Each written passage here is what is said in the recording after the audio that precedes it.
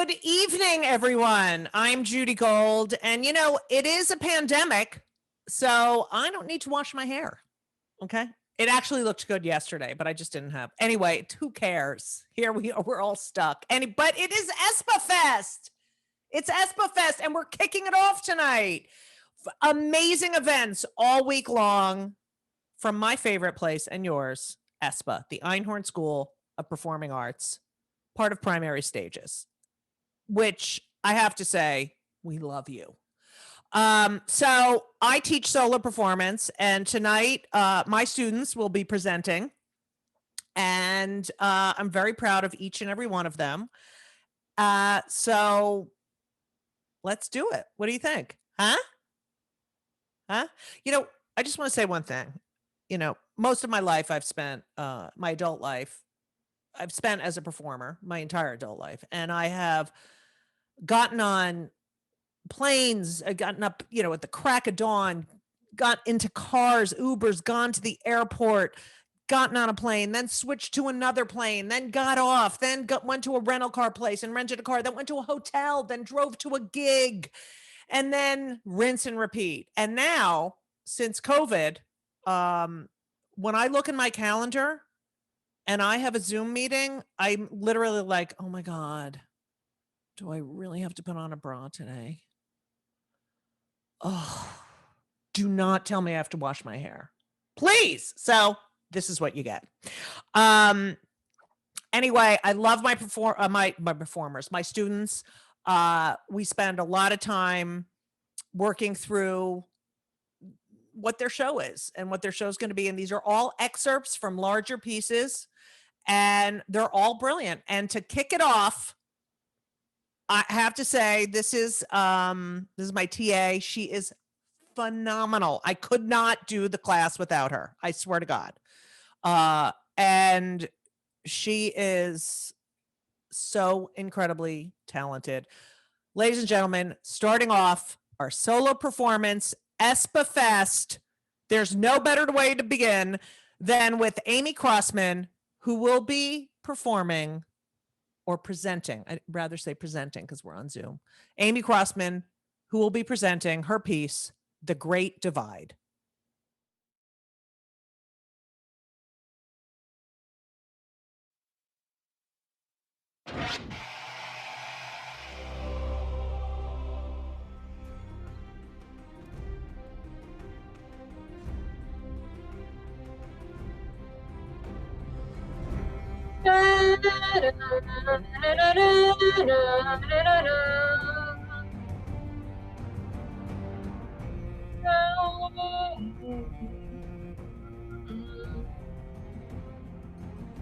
Oh, hi!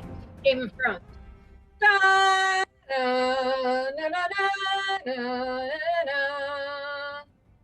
This is season 4, episode 9. We're rewatching the whole thing because season 5 comes out tomorrow, and we gotta be prepared. We just watched the episode where the mountain crushes Oberyn's skull. I've seen it before, but I still watch the whole thing like this because, this is so gross. It's just the credits. Nothing's happened yet. All right, just relax. He's very into Game of Thrones, very particular about Game of Thrones. We're not allowed to talk during the rewatches. There's often a debrief after each episode with maps or hand-drawn diagrams. I haven't read any of the books. I tried. He lent me a copy of the first one, but it was so long and there were so many words, and I don't have the attention span, so I don't have an HBO account. So every weekend when I come out to visit, we use his roommate's dad's login and watch a bunch of stuff. I quickly realized that in order to date Travis Elliott Johnson, just to hold a conversation with him, one had to be well acquainted with the world of Westeros. Oh, this is his room. Well, for now, for the next month or so until his contract is up. This is the company housing for a mid-range, mid-level, mediocre regional theater in New Jersey where Travis is working. He's making 200 whole bucks a week doing a non-union educational tour of Macbeth where he plays Banquo, a doctor, and also a witch. How's it going, babe? Want help?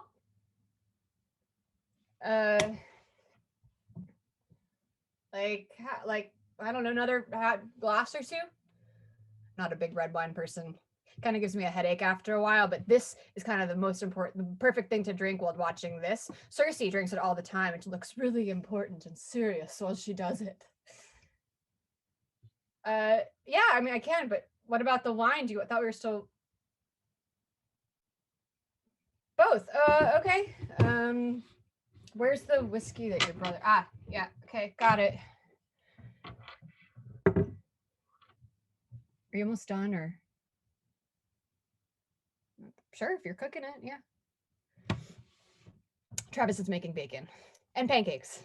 I know it's 1 a.m, but we're committed to this binge and we gotta have some sustenance. And he wanted to make pancakes, so Travis is big into breakfast food. When we started dating, I asked him what his favorite food was, thinking it'd be something normal and reasonable like pizza or ice cream. And he, in complete honesty and sincerity, looked me in the eyes and said, cereal. He does love making pancakes, so he puts Bisquick and oatmeal in it, and I don't actually super love them. They're really dense and kind of chewy, but he loves to make them, and I love him, so I eat it. That kind of goes for all his cooking, but that's what you do when you love someone, right? You take their shit, not shittier, but there's certain things about them that you learn to overlook. I have them too, rough edges, it's not just him. There are things about me for which, okay, for example, trust is a challenge for me at times. And I like ketchup and also raisins, which at first constituted a near mortal sin in Travis's opinion. And yet here we are, a year and a half in. So, I mean, something's clearly working, right? And that's part of the making it work, I think. You learn to not ignore, but tune out to certain things. Okay, see, it's all a matter of perspective. Whatever you put your attention on grows, and in doing that, I've actually found that you can sort out what's really true and what isn't. Like, okay, Travis's ketchup vendetta thing is real, weird, but real. But he's not actually as doom and gloom and cynicism as he would maybe like you to think. He's got a huge heart and just this deep sense of compassion and love for and belief in humanity. And he's wickedly funny, just like puns galore. He has this gallows sense of humor. He says all the time like things like life is hard and then you die. So, and we're doing like all the important adult coupley kind of things. We went to Texas last month for Easter to spend time with his parents so I could see where he grew up. And this last Christmas, he actually spent with me and my folks. My mom got him this Game of Thrones encyclopedia thing, and I've never seen a 26-year-old man get so excited about a gift. He fell asleep with it in his arms at like 9 p.m. And our friends, because we have our friends now, his friends are my friends, and my friends are, well, he can get quite shy and awkward around, but he has met them, and we've all hung out, so.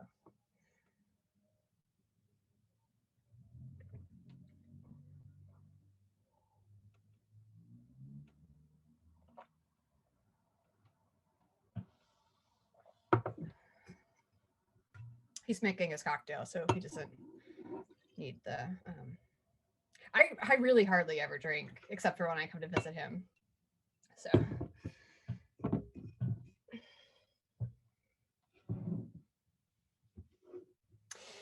And the long distance thing is hard. Sometimes he's here in Jersey, I'm back in the city, so we only see each other like once or twice a week if we're really lucky. But we're both adults about it, grown up, and that's the reality of being with an actor and dating an actor. I mean, if it's not him working out of town, it's going to be me working out on out of town one day. So, and that actually happened just like 6 months ago. Actually, I was out of town doing a show, and he was here in New York. I was actually even further out than this. Technically, I was in Pennsylvania doing my own non-union educational Shakespeare tour. Hi, you're here. You're October 4th, 2014. Nighttime, late, like 10, 11 o'clock at night. It'd been 3 agonizing weeks since I'd seen Travis. He'd gotten a bus from the city to meet me in the middle of nowhere town where I was staying. You're here. Okay.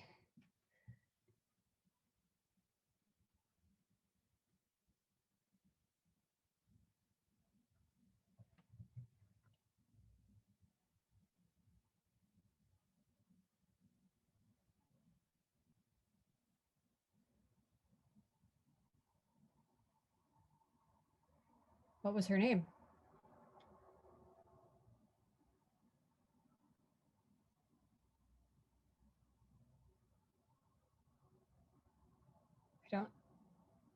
I mean,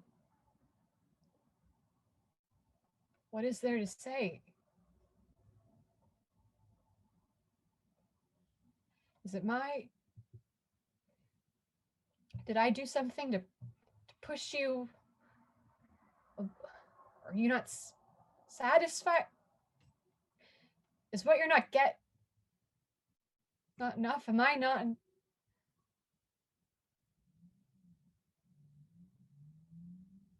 But you remember enough to know that you fucked someone. And you were sober enough to know it wasn't me.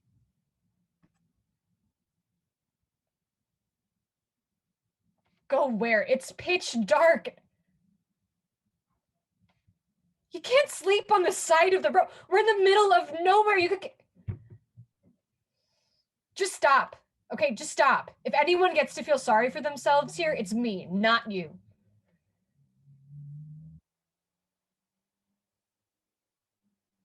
Well, you're gonna have to forgive yourself at some point because ultimately we're not gonna be able to get past this if you don't.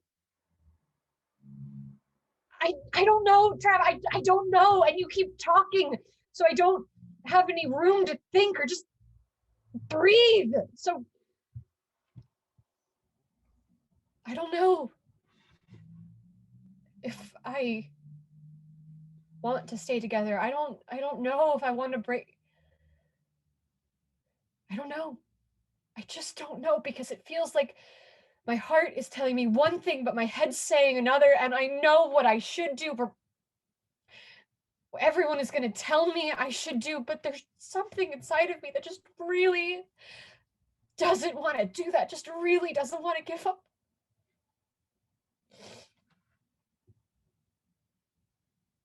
The person I want to talk to about this is you because you're my best friend in the whole world, but I can't talk to you about it because you're the reason my heart hurts so badly. So I don't know.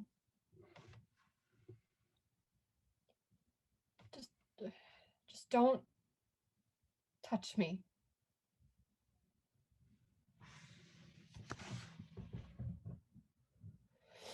So, yeah, we've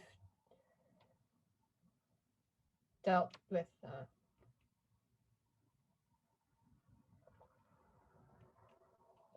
look, before we jump to any judgy conclusions about, I'm not stupid, okay? I'm not naive. I know I am painfully aware of the implications. Every day I wonder, every day I doubt, but I have made the decision and I make the decision every day to stay. Not because, I mean, yes, of course, it has crossed my mind of what he might do if I left, but no, I stay because of me. Because I don't get a say in who I love, I guess. I can't just turn it off like a tap. I wish I could. In a lot of ways, it would make a lot of things easier, but it doesn't work like that. I don't work like that. But I do get to do something about all my love. I do get to choose where to put it. And I choose to put it in him, to put all my love in him in spite of everything, because that's the right, not easy. I never said it was easy, but that's the right thing to do. The kindest thing to do.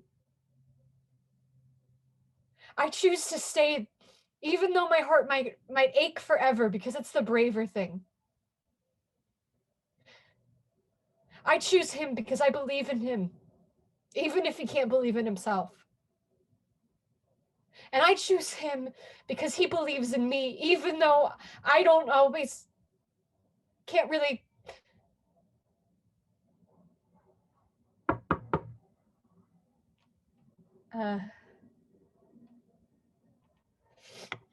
Yeah, coming. Oh my God, how great was that? Thank you, Amy. Amy's my favorite student. A lot of people don't, I try not to have favorites, but I couldn't hold it in. So how amazing was Amy? Thank you, Amala. That's what we call her. Next up is a wonderful woman, and she's been working with me for many years on and off. I'm so proud of what she has accomplished in the class, and she's just terrific. Ladies and gentlemen, Beth Brown will be presenting her piece, The Joke.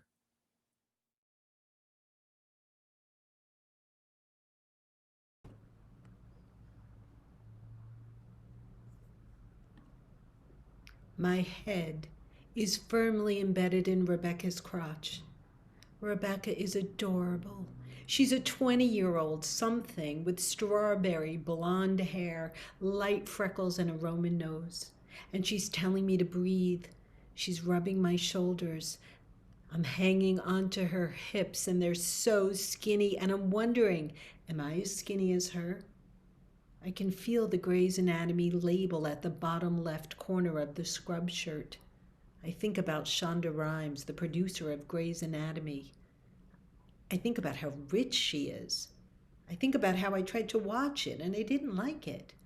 I think about Quincy, which I loved, who used to solve a whole case from a femur. Or ER and how hot George Clooney was. They didn't even have labeled scrubs. My doctor, who looks like Tattoo from Fantasy Island, the plane, is about to put some pressure as he injects a local anesthesia to my spine. Pressure? Oh, Doc, it's more than that. But I'll do it. I'll do anything after trying 6 other possible disease-modifying drugs that failed, and I am losing the ability to walk. This is my only hope to be cured of my relentless primary progressive MS. Okay. I'm doing this, not only for me, but for the whole MS community. This could be the cure. But all I want to do to take off my mind is talk or laugh. I swore I would never do a spinal tap, even though this is for a phase 2 stem cell trial to cure me and reverse the damage that has been done. And it's taking so much of my life away. Waking up every morning not knowing if I'm going to be able to walk or not knowing if I can make it to the bathroom, not being able to drive and move my leg from the gas to the brake is almost impossible. Not being able to wear high heels. I'm short. And not being able to do stand-up comedy. This is terrifying, vulnerable place where my body is turning against me, betraying me. The needle goes in. Fuck! My extremely conservative, religious Muslim doctor replies, "Oh, that is a word I only hear on The Sopranos." But I am terrified, and I have a professional potty mouth, and it's hard to control. Come on, motherfucker, he lives in New York and does spinal taps all day. The only place he hears fuck is on The Sopranos. I think this cure might be possibly worse than the disease itself. But I'll take it. I'll try anything. I want to keep walking. What can I do to distract myself from what's happening? What can I do so that my doctor still likes me? I mean, it would be great if we could laugh together. Oh, he's jamming the needle in further into my spine, taking some fluid out only to be replaced with my own stem cells. But wait, I can make him laugh. It's a way for me to be myself, to be true to who I am. I'm a funny motherfucker. And maybe he will forgive me for screaming fuck a few times. Oh, I'm so worried that this man who might save my life may not like me because of my cursing. I need to do the thing that I do best. I can make people laugh. I can't bake him a cake. I can't write him a check for his foundation. But I can make him laugh. Jokes. I must know 1 million jokes. I'll tell the joke, And I'll concentrate on that, not on the fact that I may be getting placebo instead of the real stem cells. I can't think about that. I've never had a spinal tap. The pain of the forewarned pressure was like a bullet going through my body and definitely warrants a couple of bucks. Oh, I'm squeezing Rebecca's hips so hard. I hope I'm not hurting her. What if it doesn't work? What if I end up in a wheelchair? But what if it does work? Oh, I promise I'll be a better person. I won't gossip anymore. I will stop stealing sugar packs from the diner. I will call my mother more. I'll even be nice to my evil, mean sister. And if I'm cured, I will volunteer at a soup kitchen. I'll clean the house. I'll be nicer to my sweet husband, and I'll take tango lessons with him. I will learn how to tap dance. I will even ski. Never wanted to ski. You go up, you go down, you go up, you go down. You're wet, you're cold. It's not my thing, but I'll do it. I'll start. I rummage through the library of my jokes, and I realize one is more filthy than the next, and probably not appropriate to tell this conservative Muslim man who I'm relying on to cure me. The odd couple having an affair. She has a cute angina. The man says, I hope so, because your tits are nothing to look at. Oh, filth. The Jewish Cinderella that goes to the ball and her pussy turns into a pumpkin at midnight. Oh, no way. What about the one with the Porsche and the penis? Oh, no deal. Pure filth. I only know pure filth. And worst case scenario, they could distract my doctor while he puts his long needle into my spine. I then go deep down in my archives. The penguin joke. I remember the penguin joke. It's harmless. It's funny. My doctor might even laugh. I've told it to kids. So how's it going back there? Almost done? Hey, Doc, there's a guy driving down the highway, and he sees a bunch of penguins. My shoulders are so tense, Rebecca is still lightly rubbing them, telling me to relax. Easy for her to say. He grabs the penguins and puts them in the back of the car and takes them to the police station. And the cop says, hey, what are you doing with all those penguins? Take them to the zoo. And the guy goes, good idea. The man scoops up the penguins, puts them in the back seat, and a week later, he's driving down the highway. The penguins are in the back seat, and they're wearing bathing suits and beach balls and surfboards. The cop sees them, calls him over.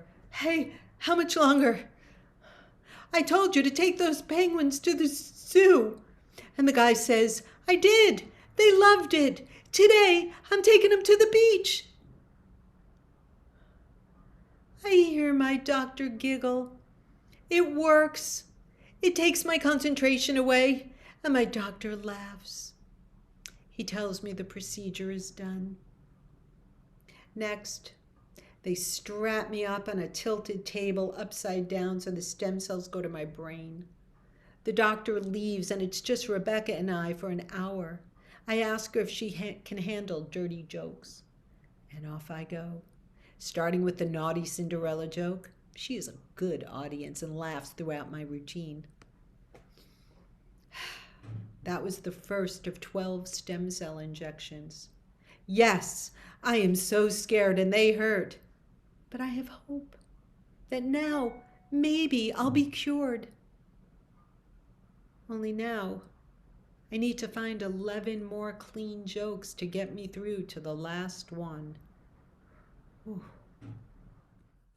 Thank you, Beth. Amazing. What did I tell you? What did I tell you? Look how my computer's moving. What did I tell you? Thank you, Beth. That was fantastic. Beth is, in fact, my favorite student. But please don't tell anyone. but thank you. Thank you very much. I'm actually looking like I'm on a stage and they just got off stage. That's how. Anyway, up next, I don't know what to say about Heidi. She really truly is incredible on so many levels. And what a delight. We love having Heidi in our class. She is she's so incredible. Well, you'll see, because Heidi Armbruster is going to be presenting. Why do I keep saying that? Heidi Armbruster will be presenting her one and only incredible piece, Scarecrow. Take it away, Heidi.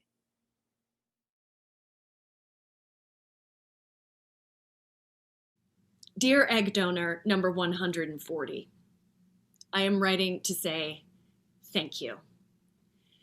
I am embarrassed to admit that it needed to be suggested to me that I reach out to you to thank you for your service, your donation, the nausea, exhaustion, and general unpleasantness that accompanies the IVF you've agreed to undergo on my behalf. Actually, it was suggested to me that I might like to give you a gift, as if the $12,000 weren't sufficient. I might like to give you some essential oils, some flowers, or a totem of some kind to accompany the, and this point was stressed, handwritten card. What do I give to the woman who is giving me the gift of time? I never thought I'd need to borrow time. I mean, look at me. I'm youthful. I just had my Botox touched up, so I look extra youthful. My life looks like the life of a 28-year-old. I go out. I have fun. I am up for it. I had no doubt that my ovaries would be up for it too. My eggs are fun. No. My ovaries are indeed 44 and a half years old. My eggs are raisins. And if I'm going to have a baby, I need your eggs, your 28-year-old eggs. Donor number 140, you are my portrait in the attic. You are time. You are 16 years. You are Back to the Future. You are my DeLorean. What do I give to the woman who's giving me the gift of time? I can't decide. I can't decide anything yet. I decided. For the first time, on July 21st, I liked the numerology. At 7:21 on 7/21, I sent an email and my electronic transfer with my 10% deposit. There was a cardinal outside my window. Surely that was my father. And then later a goldfinch. Surely that was my mother. The ancestors were aligned. This was the right thing to do. I made a plan. I made spreadsheets. I did the math. And then I got busy. I did my life, my fun, up for it things. And at the end of August, I got an email. Hey, girl. Hey, you up? Because donor number 140 is ready to go. Great. Right? Great. I've decided, right? I'm ready to do this, right? Let's do this. I went back to the tiny fertility clinic at the end of the cul-de-sac in Wisconsin where everyone looks like me. A dozen tall, smiling, blonde women. We're all probably distant cousins from good farm stock who came over in droves in the late 19th century to farm the impossible prairies to make things grow in the barren landscape. They're also friendly. Beneath their masks and their face shields, they all have a purpose. They're here to give time to people who have run out.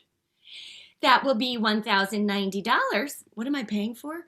Your appointment today. What am I doing today? Sign the consent form for the procedure. What are these? Fill those at the pharmacy. There's a risk of infection. My God, how much blood do you need? Undress from the waist down and place your feet in the stirrups. Wait, what? The doctor will be in shortly. The doctor is the most gorgeous woman I have ever seen.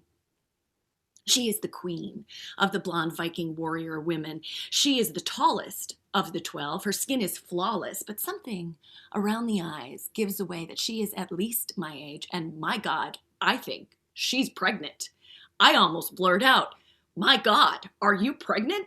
Before I remember, you never ask a woman if she's pregnant. I'm Gretchen, of course. It's so nice to see you. Now, how are you? I'm fine. I'm totally fine. If feelings come squirting out of my eyeballs, don't be concerned because I am fine. Okay, then. Now, we're going to see your uterus on this TV screen. You're an actress, aren't you? But I bet you never seen your uterus on TV. Oh, this might be uncomfortable. Oh, that a girl. Oh, wow. Oh, now look at that. Becky, look at this. Oh, that is a gorgeous uterus. Really? Oh, Becky, get Liesel. Liesel, she needs to see this uterus. I thought, oh, I have never seen such a gorgeous uterus. Look at that. No fibroids, no cysts. Oh, you're good to go, girl. You go, girl. Oh my God, was that a high five? You can get dressed and meet Bree in the back. Good. I like Bree. The person and the cheese, but in this case, she's the person. She's the one who deals with feelings, and I feel like I am about to feel something. In the back is a conference room, lined with awards, plaques, celebrating a job well done by Paul. Who's Paul? Where are you, Paul? Why isn't the award-winning Paul here today? Why did you leave me alone with all of these women, Paul? The walls are paneled with heavy wood, like a law office or a funeral parlor. Grief hangs on the walls and surrounds the highly polished table and the fancy spinny chairs. This is the place where people get bad news, where couple after couple are told they're never going to be able to have their own baby. The IVF has failed again. Their last best hope didn't work. It also feels like the kind of place where big checks get written. Maybe if they didn't have such expensive wood paneling and such fancy spinny chairs, I could get this whole thing done for a whole lot less. But the conference room has a big window. And the last time I was here, the first and only time I have been here, the cardinal came to visit. This giant, bright red bird knocked into the window repeatedly, trying to tell me something. Surely he'll come again today. He will, won't you, Dad? Please? Okay, so how do you feel? Lonely. Well, after this, you'll never be lonely again. Oh God, I need that bird. This is the calendar. This is the price list. Oh, I thought, what's that? Nothing. How do you say, you told me it was going to be one thing and now it looks like it's another thing? I figured $25,000 and now it looks like $35,000. The money is coming from my dad's estate. Oh, we don't need your check until next week when your donor comes in to start her IVF cycle. Next week? Isn't that exciting? Why do I feel like the condom broke? How can something be so intentional and so expensive and somehow feel so accidental? Why do I feel something like shame? Where is that fucking bird? Alone in my car, leaking fluid from my gorgeous uterus. I wonder, who do I call? I can't think of anyone. I want my mom. So I call a psychic. Hello, dear. Do you know how this works? I just need to talk to my mom or maybe my dad or anyone really who knows me and loves me and wants good things for me and doesn't have their own agenda. Oh, your energy is fabulous. You have so many guides. There are so many angels here. My mom? No. My dad? No.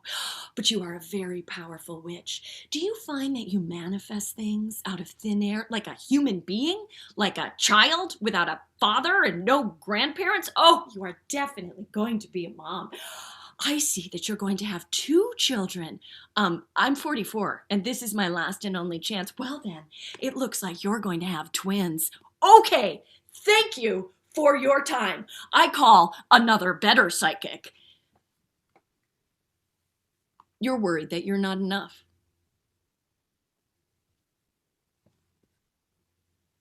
But you are not alone.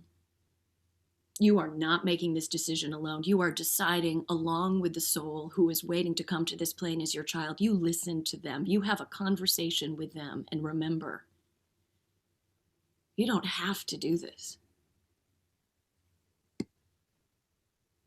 But what about that soul? Like, if I decide not to do this, what happens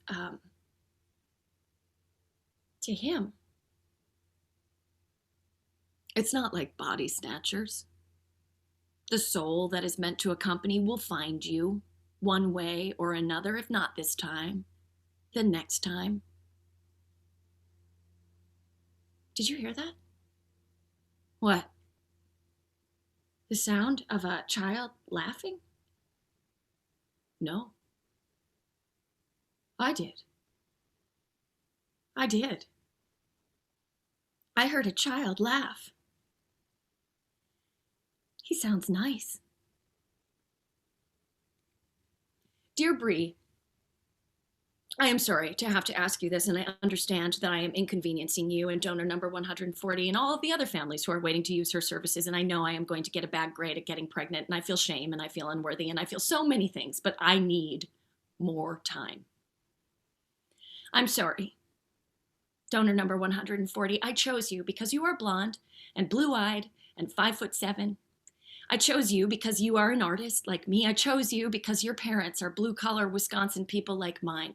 I chose you because you say you want to buy a house someday. Me too. I chose you because the pictures of you in your profile from when you were a little girl show you playing with the same toys that I played with when I was a little girl. And now I am choosing to let you go. I don't think our paths will cross again, but for one summer, I thought of you almost every day, and you gave me time. I am enclosing a watch that I wore when I was a little girl. It has Minnie Mouse on it. Her skirt flounces up and down as her hands point at the numbers and the seconds tick by. I expect that you will donate it to Goodwill. I expect that you will donate time.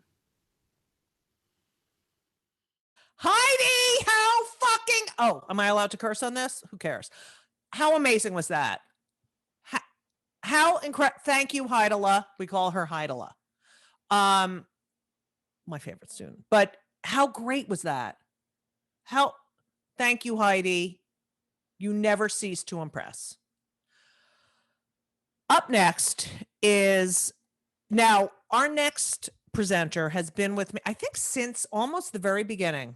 We started at the very beginning. And he actually finished an entire solo show and is working on his next solo show.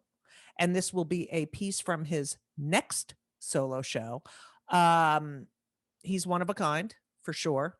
Ladies and gentlemen, John Mudd will be presenting The Pandemic is Not the Problem. Take it away, John.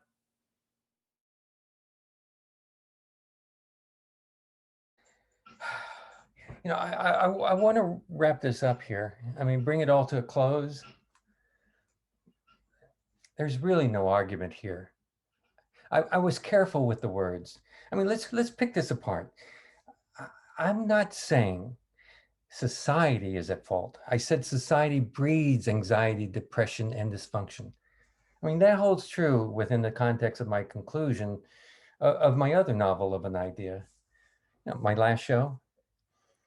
God, I should add stupidity. You know, I want to fit that in somewhere. Stupidity is a given. I hate that word. I mean, mean more like it. So self-serving, beyond cruelty, psychotic, social pathological nonsense. I mean, how could they? I mean, God, doesn't it piss you off? I mean, it pisses me off. Society was already a dysfunctional mess. And to add another layer of idiocy, I mean, it's much more than stupid. It's incomprehensible. I mean, maybe I'll leave well enough alone. I mean, the explanation is better suited for this show. Oh, it was great. I unleashed a shitload of depression. I let go of control. I told my story, the beginning, the middle, at least. Endings are always open. I mean, do you know what it took to bring it to the stage? I mean, overlooking the depression, the learning lines, exhaustive rehearsals, and years of writing it. Most of it right here at my 1-inch thick marble desk. I mean, I should treat it better. It's too much crap on it. I love my gray and brown streaks. I bought it for $100 from a junk store. It sits on top of an iron fish tank I picked up off the street. 2 old sturdy pieces repurposed together for a new mission. They've been with me for 36 years. They give me a great place to write. Between my desk and me, I have my computer to express myself. Writing is an exploration of the heart. I mean, a way of sorting thoughts out. I mean, you flip the subject inside out and to put reality in perspective. It keeps me sane. Everything is on the computer. Meetings, classes, creative writing, film, theater, family, friends, dates, as if I've ever had one. Sort of one, maybe. My eyes get no rest. I want to connect, but I don't want to text or email or Zoom with you. The one-dimensional character isn't nearly enough. I mean, not you. I know you're not one-dimensional. You are you, but I can't see all sides of you. Well, I mean, well, you could. Well, the moments are a little less tangible, less real. I can't feel your presence, smell you, touch you, hug you. Maybe you wouldn't want me that close. I need to share your space, my space, show you I care, serve you a cup of coffee, tea, water, snack, lunch, dinner. Breakfast is too personal. I can't host or entertain, share a movie, or play a game with you. I have no human interaction. Well, barely. I mean, there are those trips to drop off my laundry. My glove hand opens the door. I'm here to pick up mud. Yeah, mud. My regular laundromat is closed. Mud. M-U-D-D. M-U-D-D. Sure. I want to swipe my own card. Okay. I'll put it back in my wallet with my gloved hand and not touch it for 24 hours. Thank you. Shopping at the Union Square Market. Hi, how you doing? Yeah. Crazy times, yeah. How are you? So how are you doing? Yeah, good, good. That's good. Oh, well, yeah, it's about the same.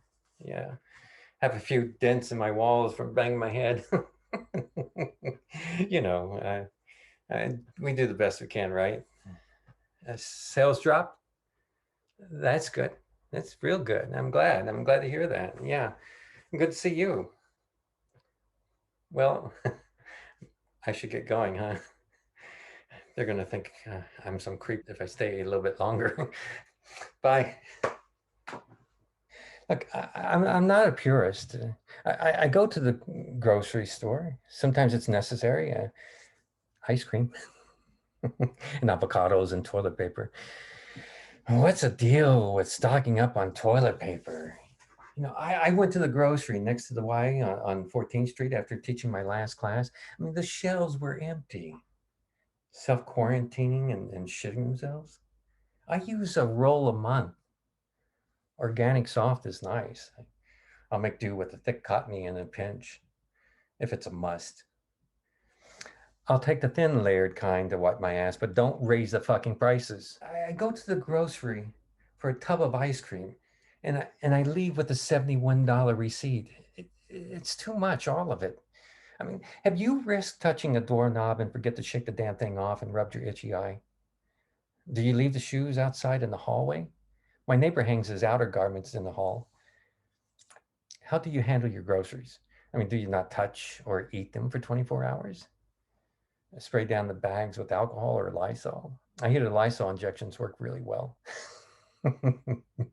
Bloody germs are probably mingling with dust and dirt and grime for survival, slithering under my door to catch me on my day bed or at my desk. You know, how did we get here? Theaters, bars, clubs, restaurants, spas, basically any public assembly, anything not of necessity halted. Sorry, your nail salon or gym is not a necessity.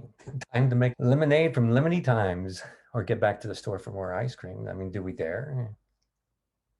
Save the money, save the sugar high, and save the pounds that'll drop you further into a hole. You know, I'm feeling very caged. Is it Monday? So it's Tuesday. Wow. A few months into the shit and I'm losing more than days. No job, limited savings. I haven't been able to get through to unemployment. I'm behind in rent. I'm in the shits. I'm slow roasting like a pig at a beer bash on the 4th of July in Kentucky. I'm almost done. Let's go for a walk. Come on. When Hurricane Maria rode through Puerto Rico, did we cry? When Louisiana levees broke, we were dry. And life was good here while we bombed the shit out of Vietnam. It's Memorial Day. My friend living in the upper West Side says everything is well up there. People are walking about and dining in outdoor cafes. I mean, that's nice, but try visiting the overly commercialized Midtown. My sister says everything's fine in her neck of the woods too. While she and other Floridians are soaking up more than sun on the Sarasota beaches, it's just too far away for her to consider the spike in Miami or the 12,000 dead in New York where her brother lives, or even the 30,000 American lives gone. Yes, everything's fine. God, I can't drop by the Empire's coffee shop for a cup of tea. Gone, cleaned out. Nothing left but shelves and a counter. I saw the writing on the wall and took flight along with 1, 2, 3 stores on that block. You sweated and you saved and you threw your hard-earned cash into the pot and tasted that freedom of being your own boss. And this is the payback. He was smart to cut and run. So many people watching in horror as their dreams slip away. I mean, they can't let go because it was the only thing they knew. What were your dreams? Are they still alive, breathing fire? You can see all the restaurants dying, and their owners screaming, screaming, screaming. Look, I feel for them. I really do. I volunteer. I give food for the churches. I give money, but something needs to be done. How much longer do we need to live like this? They're harassing my customers. Look, I've got a picture of the guy. He breaks my glass and he walks around the corner into one of those hotel shelters and he can't do anything. The neighborhood's gone to shit. Literally, this guy takes a dump right there. And you think any of my customers are going to come back when someone's is taking a dump in front of them while they're dining? I can't serve people inside. I have 6 tables on the outside. I've got mortgage and taxes to pay, kids to raise, and you're worried about them, but no one's protecting us. We're in unprecedented times. Anxiety, depression, dysfunction are at an all-time high. Are you going to continue to beat your chest and bang your head against the wall in impudence or kill your neighbor? Yes, he's your neighbor in distress. The streets are bare, many places packed up, gone, and now those people need your customers who are hanging out as if everything is fine. Do you know what it took for a man to undo his pants and let it all hang out to shit in front of people? I mean, that's pure rage peeking through humility that's beaten to a pulp. More of us are finding ourselves shitting without a pot or a toilet paper. You didn't notice the sidewalks with tents and mattresses for that ditched homeless feeling? I mean, they've always been here in front of the abandoned buildings across the street, over on the patch of green, under the scaffold on 39th Street, moping around Port Authority, Penn Station, Grand Central, and all about the city. They've been around forever, more evenly spread over the many coffee shops, McDonald's, transportation hubs, and streets, and hidden amongst the massive bodies overflowing the sidewalks. You missed your time to kick and scream way before the 200,000 COVID deaths. I mean, there are worse enemies here in all the stupidity. There's a deeper problem than some bacteria riding on sweat particles to infect our stupid asses. Look, I'm just throwing this shit out. Maybe, just maybe, it's not their fault. John Mudd, everyone. Let's have a hand for John Mudd. Thank you. Thank you, John. I'm still going to do the stage thing because, I'm committed to it. Thank you, John. How great was that? How great was that? Amazing work, John. You having fun? What? I know you are.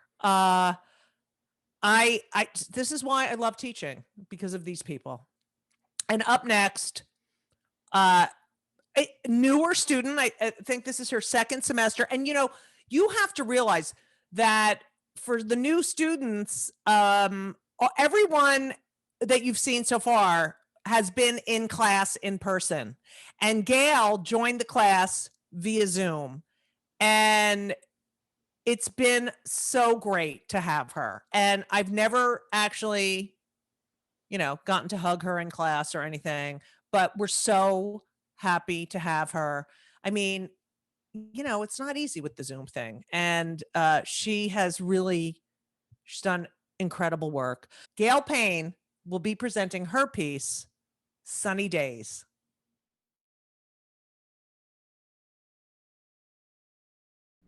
I grew up in rural central Illinois with 4 channels. Channel 3 was CBS, 15 was ABC, 17 NBC, and 12 PBS. I swear we were the only house on the block that didn't have cable. Vicki McRae across the street had cable. Kristen Kogel down the block even had HBO. I was also the only kid in my tiny hometown to have same-sex parents. Bert and Ernie from Sesame Street were like my surrogate parents. Whenever I got scared in the middle of the night, Mom? Mom? Mom! Never Dad, by the way, even though he slept on the side of their king-size bed closest to the door. She'd come in and sit on the side of the bed and say, "Just think of Bert and Ernie." And that would do it. If I was really scared, I would close my eyes and sing, "Sunny days, drifting the clouds away, on my way to where the air is sweet. Can you tell me how to get to Sesame Street?" I still do, sometimes. More often, it seems like lately. When I was around 8 or 9 years old in 3rd grade, I'd get off the bus after school and have the whole house to myself. Yes, I was a latchkey kid, and I loved having the entire house and TV to myself. I'd grab a snack of Velveeta cheese and Ritz crackers and a glass of milk and sit in my favorite yellow rocking chair in the family room for 4 solid 30-minute shows back to back. Happy Days, Laverne and Shirley, Gilligan's Island, and The Brady Bunch, 3:30 to 5:30, just before the local evening news and before Mom and Dad got home from work. Dad insisted on listening to the local and network news during dinner, as if his career as a grain inspector depended on what Dan Rather had to say this very minute.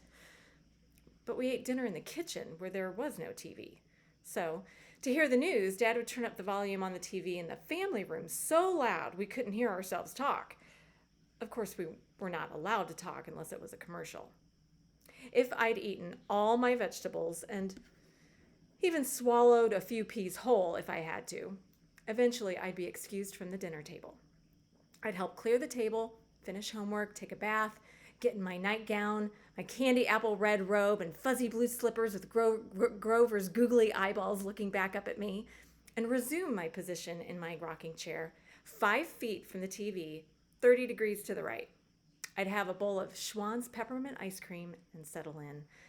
The only color TV in the house was a 25-inch Panasonic framed by a makeshift cabinet Dad constructed from scraps of wood, crown molding, and a couple antique glass doors all stained to match.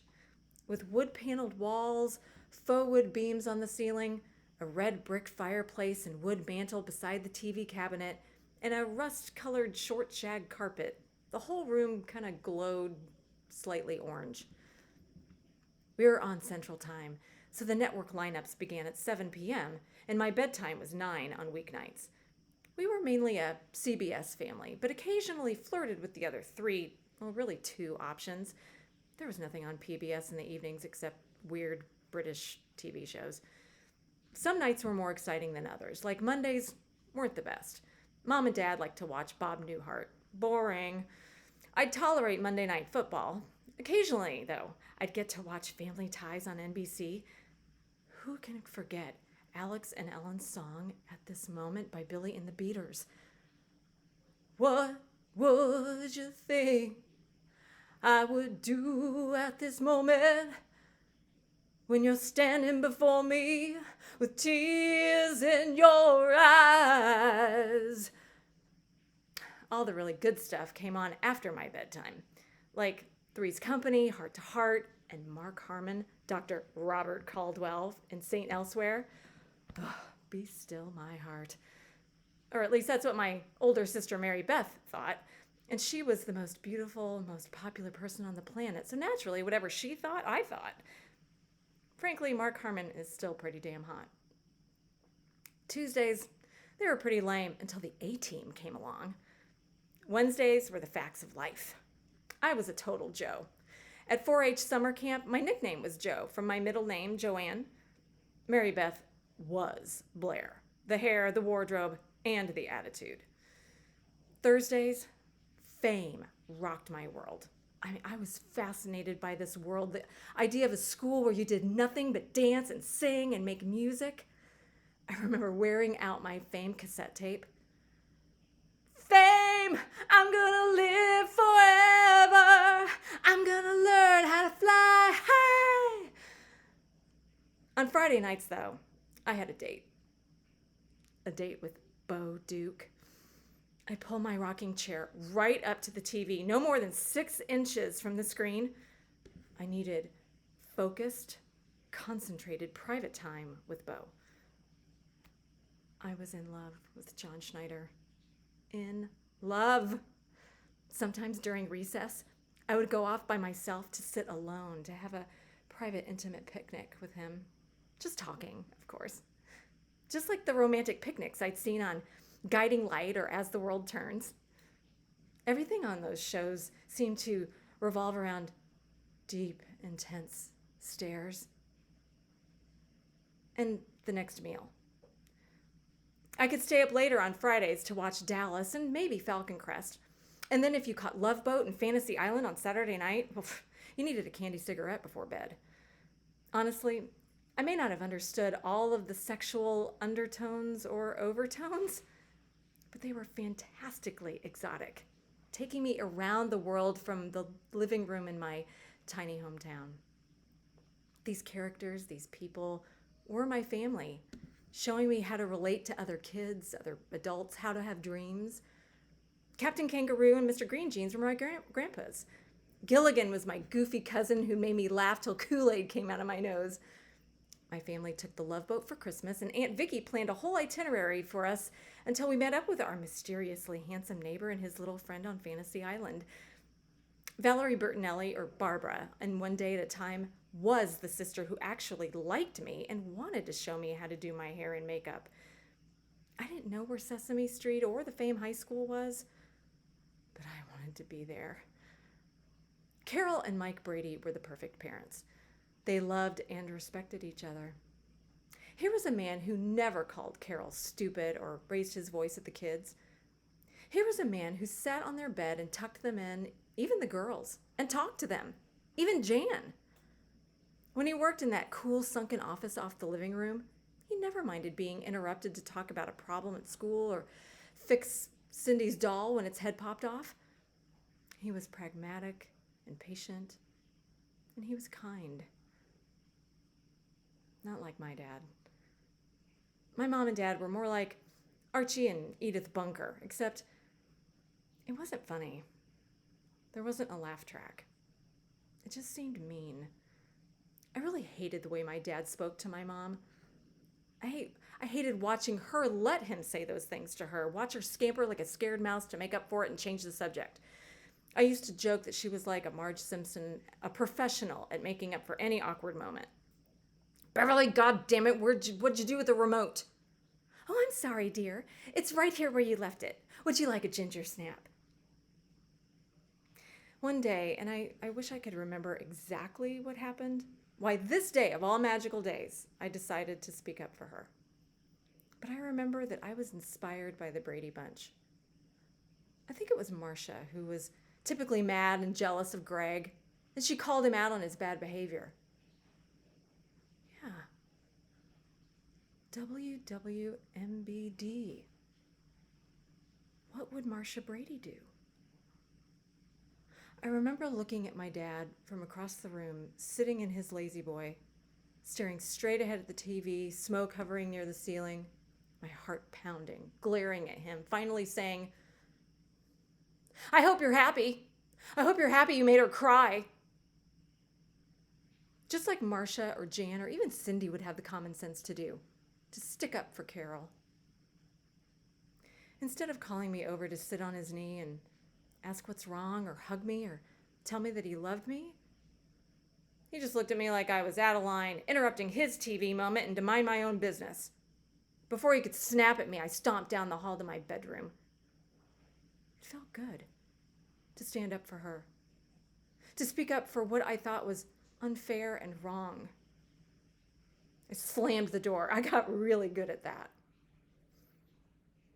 I grabbed my stuffed elephant baby, laid on my bed, and closed my eyes.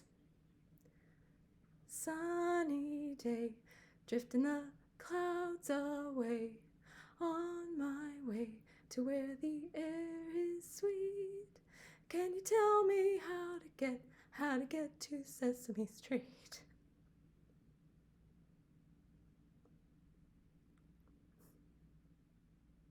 Thank you, Gail. Thank Gail. That was amazing. Thank you. And everyone knows my love of sitcoms, which got me through my entire childhood. Gail, thank you so, so, so much. That was me pretending because I've never seen Gail in person. So there you go. How great is that, huh? You having fun? Listen, we have 2 more presenters. What a way to start the week, huh? With these incredibly talented people. Our next presenter, I have to say, there are no words. Oh, by the way, Gail's my favorite student. I forgot to mention that. And so is John. Our next presenter is so special. I don't even, he's so special. He's such a major part of our class and is like a bright light. You'll see. And if you've watched our ESPAfests before, our solo performances before, you know him. He is a triple threat, and just, he's like my ring light. Ladies and gentlemen, Sam Given presenting his work, Flinch.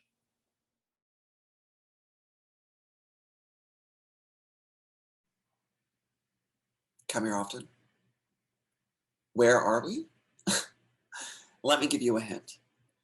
Free-flowing water in Central Park. No, not the lake. No, not the creek. I'm at a urinal in a public restroom at the north side of the Ramble. Why, you ask? It's okay. Most people don't get it. Straight people, that is. People who don't enjoy cruising the high shores in their culottes. I just had an audition for Law & Order SVU. It went well, but the casting director said I was too old to play a teenager. No shit. Why'd you bring me in, just to fuck with me? So yeah, a little disappointing. I don't get auditions like that very often. Usually it's for some drag queen in an off Broadway musicale about gay aliens, but not today. Today was the big time. Network TV. I mean, who wouldn't want to play the dim-witted gay best friend or the victim of a hate crime? I was made for this. So to reward myself, I thought I'd walk home, through the park, until I passed this familiar stop and realized I just might have to pee. How do you reward yourself after something stressful? A mani-pedi, vodka, swiping left on Tinder? Or is it golf, Botox, scrolling the internet, popping an Ativan, eating an edible, ew, carbs? What I'm saying is we all have ways of decompressing, so don't you judge. At least I'm out in the world. I'm one with nature, taking in the birds and the bees and that squirrel with a condom wrapper in his mouth. I just want connection. The woods are lonely. Community. Where is the gay community? All my life I wanted to move here, New York City. I'd have friends and parties and expensive countertops, people to lean on, people to cheer me up, people to help me be brave, gay men like me running from trauma or boredom and finding magic, acceptance, each other. So where are they? Where are these magical people? In bars, gyms, Barnes and Noble? Well, that's not what I was expecting. I wasn't prepared to be a sexual object, to only find a glimpse of humanness in random hookups. And I'm scared of sex. Don't tell anyone. I'm scared and humiliated and ashamed. Because what might happen? And what about the consequences? I mean, growing up watching Philadelphia and the Laramie Project doesn't make it seem very fun. Not to mention my own family's. Well, and then there's the people and the vitriol, the judging and posturing and chilly looks. When did we all become the mean girl from high school? I've yet to make one gay friend. So I'm here, looking for a spark in the park in the dark. The Ramble, that is. A vestige of hookups past. Not my hookups, I'm a sensible boy. I don't do that kind of thing. Hardly do that kind of thing. I was raised better. I'm only planning to be here long enough until I get a hit. Something to restore me. Something to help me get over that audition.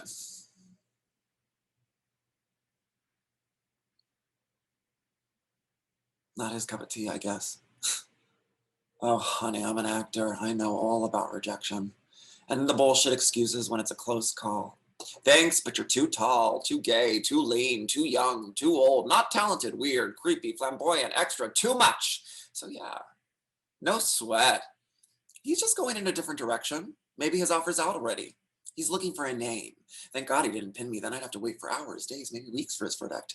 I have no control over how I'm received. So I just put my best foot forward. Make myself the butt of a joke before anyone else can. No one can laugh at me before I do. I prepare, stiffen up, open up, let it out and leave it on the floor, and then I get my shit and leave. No real sense of completion. It's endless, like a game. Hit or miss, Pac-Man, chasing willing snacks around the topsy-turvy ramble for an ounce of I don't know what.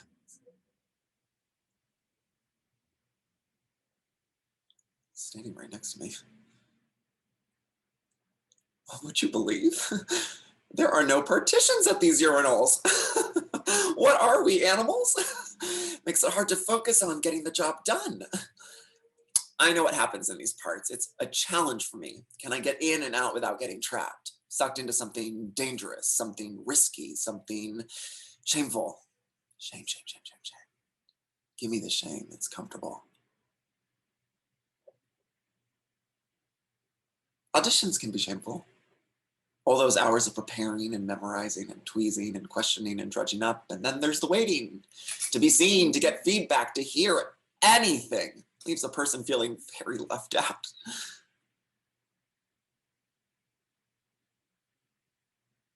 He might be peeing.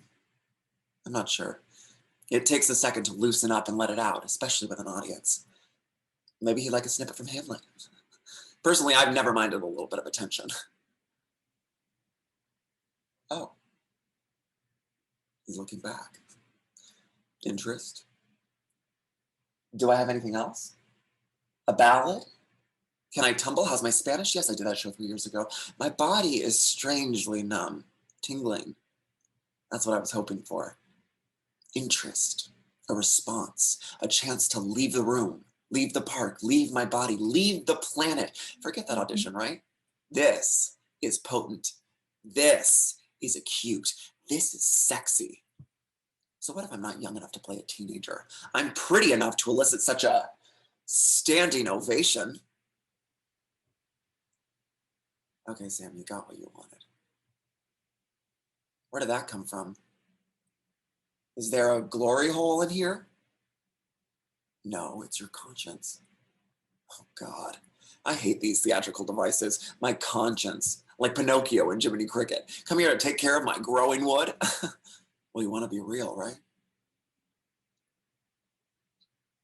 Let's go, Sam. I would really like to go, but I can't move. I'm paralyzed. The spotlight is on. I'm on. No, Sam, you're off. He's just taking me in as he. Oh. Guess you saw everything you needed. Well, thanks for having me in. Have a nice day.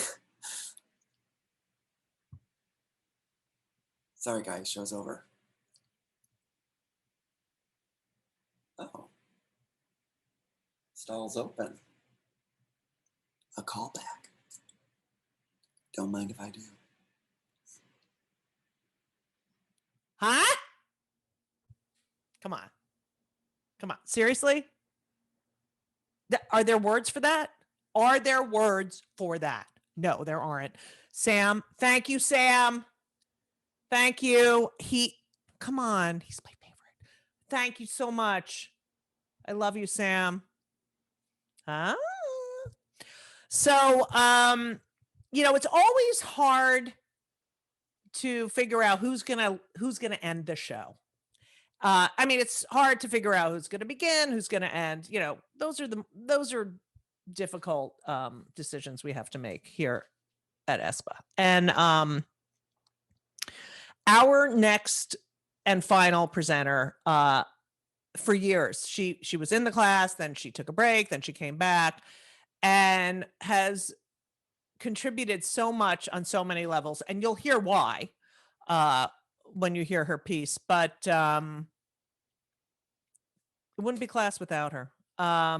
She is recent, and thank God for the Zoom, because she just moved to New Hope, Pennsylvania, and was upset that she was gonna, have to miss class. But now we have Zoom. Ladies and gentlemen, to end the evening with our final performance, my friend Laurie Braun will be presenting her piece, The Reluctant Rabbi. Take it away, Laurie.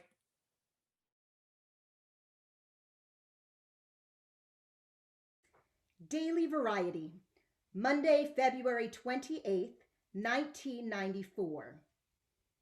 Dinah Shore was buried Sunday at Hillside Memorial Park, and as in life, her final rites were strictly private.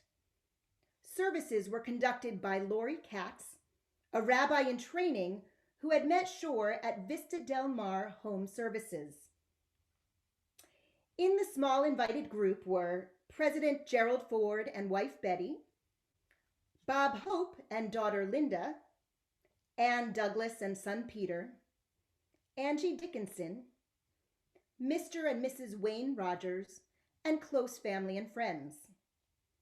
As the rabbi pointed out, Dinah was loved by everyone, and she got a chuckle when she pointed out that although a lifelong Democrat, Dinah's friendships crossed party lines. Rabbi Laurie Katz added, "This ceremony started a little late because Dinah would have wanted it that way." Hi, I'm Rabbi Laurie Katz, and yes, Dinah Shore was Jewish. Let's go back in time roughly 25 years. I was a rabbinic student in LA, fresh out of a year in Israel. I had just gotten out of Talmud class. Shit. I have a test coming up on ancient Aramaic verbs. I'm not making this up. To this day, not one congregant has ever asked me for the meaning of a word in ancient Aramaic. No one has ever asked me how to be ritually impure. No, let's just say rabbinical school was not what I hoped for. I went there seeking out meaning and connection. I had a vision that I would help the Jewish people access their tradition and find wisdom in it and own it and make it theirs. Yep, I went to rabbinical school with the lofty goal of putting rabbis out of business. They still let me in. Can you believe it? So there I am, at the ripe old age of 23, painstakingly conjugating ancient Aramaic verbs and wondering when the meaning making was going to start. In the meantime, I sat there listening to my classmates talking endlessly, no matter what the topic. It seems to me that the book of Ecclesiastes, there's an existential thread of thought that could set to be reflected in the dialogue of Job. Blah, blah, blah, blah, blah. I really think they thought there was a rabbi in training award for the person who could fit the most words into a single sentence. It was infuriating, and I clearly did not belong there. My goal was to distill the tradition in a way that would make it accessible to all. Their goal seemed to be to make it as inscrutable and dense as possible so that no one could understand a single word. In short, I had landed in the wrong place. I still wanted to make meaning, but I would have to find another way to do it. So I headed home to my tiny apartment in a neighborhood called, I am not making this up, Beverly Hills Adjacent. The walls were cracked everywhere from the recent Northridge earthquake. There was even a sign on the front door that said, "This building is safe to inhabit." It was clearly time for me to move back to Pennsylvania. I threw down my purple backpack from Jerusalem and pressed play on the answering machine. No, we didn't have cell phones yet, 1994, so everybody had an answering machine. Beep. Hi, Rabbi Katz. This is Jerry, the CEO from Vista Del Mar. Call me immediately. It's important. Huh. What could this possibly possibly be about? Vista Del Mar was the place I was assigned to work as a rabbinic intern. And I have to say, if rabbinical school was deadly that year, Vista Del Mar, my rabbinic internship, was magical and inspiring. It was a children's home for abused children, and I got to be their rabbi. No Aramaic verbs required, just love and kindness and songs and prayers. But why was the CEO calling me? Shit, did I do something wrong? Is this about that parking ticket I got the other day? I swear there was no parking sign in sight. I better call him back. Hi, this is Laurie Katz calling back Jerry. Laurie Katz, oh my God, hold on.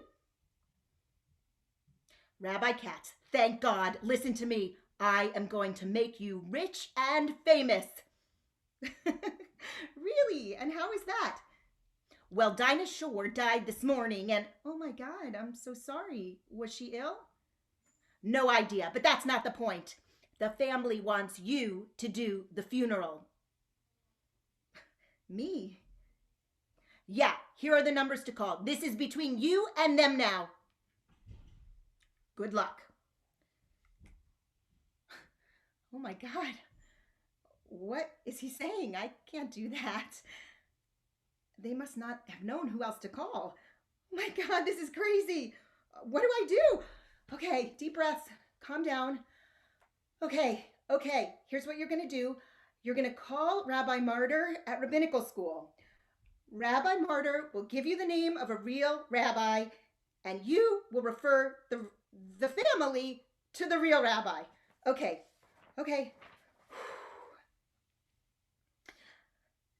Hello, Rabbi Martyr? It's Laurie Katz. Hello, Laurie, and how may I help you today? I just got a call from the CEO at Vista Del Mar, and he says that Dinah Shore's family wants me to officiate at her funeral, but I'm not yet a rabbi, and we haven't even gotten to funerals yet in Practical Rabbinic, so obviously I can't do it. So I'm just calling you for a referral so that I can send them to a real rabbi.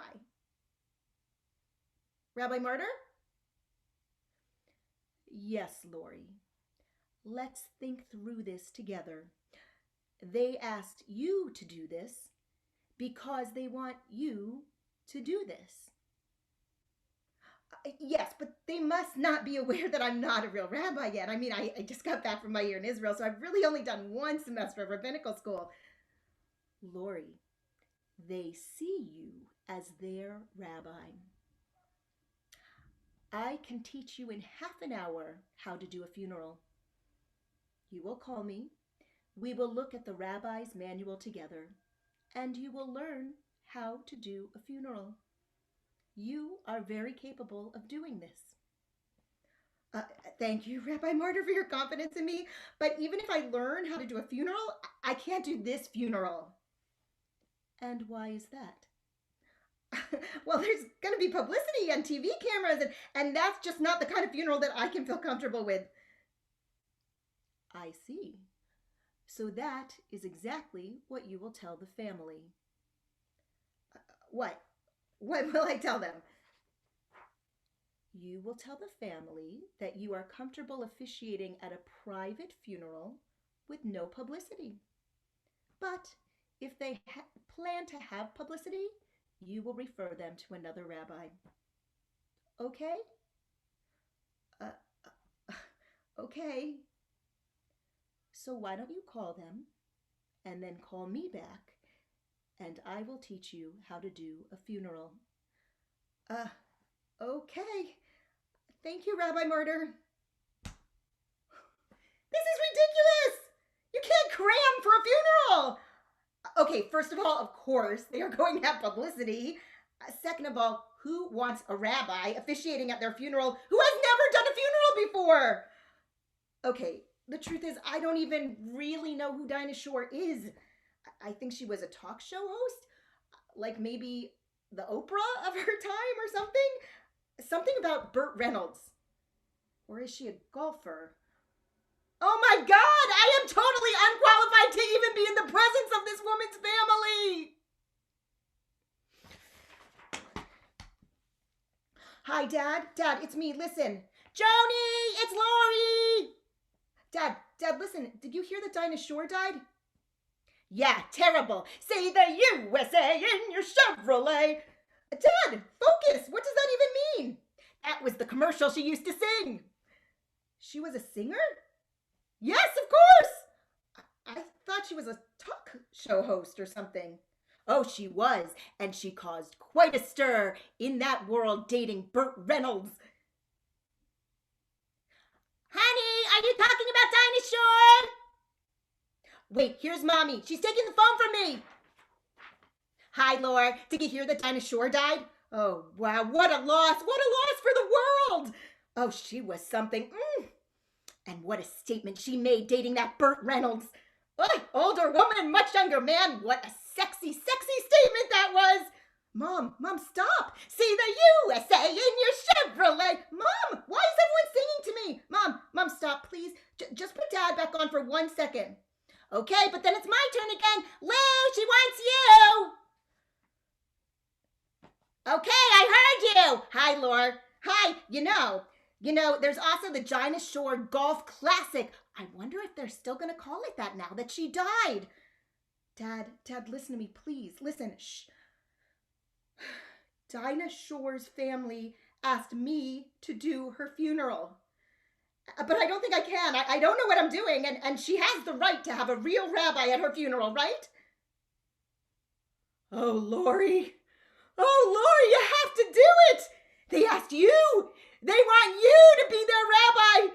Quick, call them back before they get another rabbi. It was time to call the Shore family. I prayed they were going to have publicity so I wouldn't have to do this thing. Hello, this is Laurie Katz.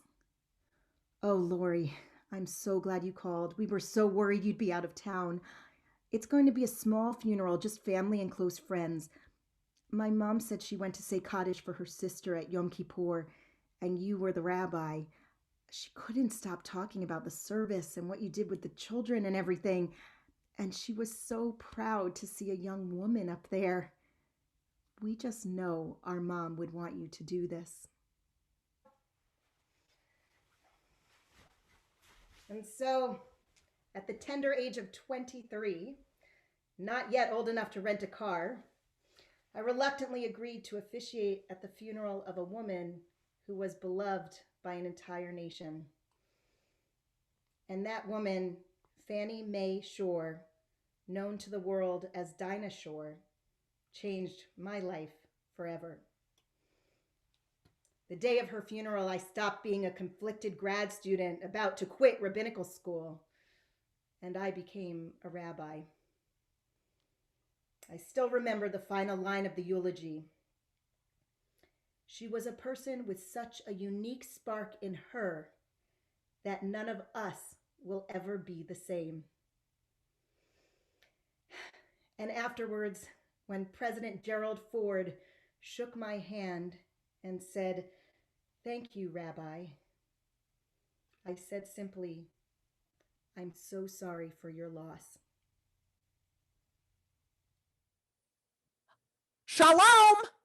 Shalom, everyone. Laurie, incredible. Laurie, Rabbi Laurie Braun. Ladies, I have a rabbi in my class. Do you know what it's like for Judy Gold to have a rabbi in her class? I mean, it's really amazing. So there you have it. I hope that you guys had as much fun as I have teaching and working with my students every week. It's just a delight. It brings so much joy to my life. I don't know why I'm being so sappy, but I guess it's the pandemic.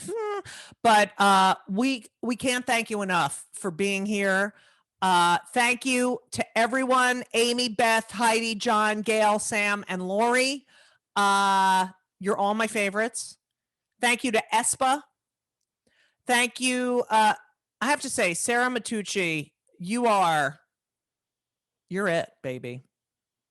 Sarah runs ESPA, and I don't know what I'd do without you.